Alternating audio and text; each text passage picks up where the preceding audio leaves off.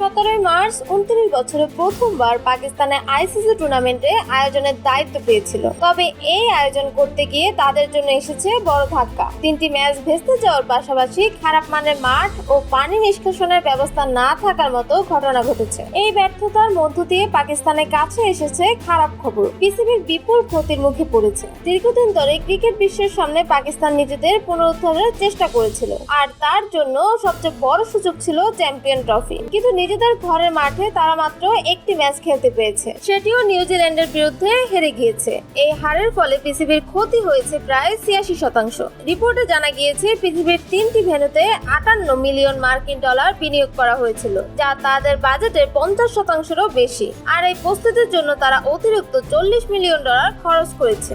তবে বিনিয়োগের মধ্যে তারা মাত্র 6 মিলিয়ন ডলার আয় করতে পেরেছে, যা এসেছে টিকিট বিক্রি ও স্পন্সরশিপ থেকে। তবে পিসিবির মোট ক্ষতি দাঁড়িয়েছে 85 মিলিয়ন ডলার। পিসিবির এই আর্থিক ক্ষতির পর রিপোর্টে জানা গিয়েছে যে পাকিস্তানের টি-20 স্পন্সরশিপে প্লেয়ারদের বেতন 90% পর্যন্ত কমানো হয়েছে। টেস্ট ক্রিকেটাররা আগে যেখানে 5 স্টার হোটেলে থাকতেন, তারা এখন এই সুবিধা পাচ্ছেন না। সংবাদ মাধ্যমে প্রকাশিত খবর অনুযায়ী প্লেয়ারদের বেতন 40,000 থেকে কমিয়ে 10,000 করা হয়েছে। তবে চূড়ান্ত পরিমাণ এখনো পিসিবি ঘোষণা করেনি।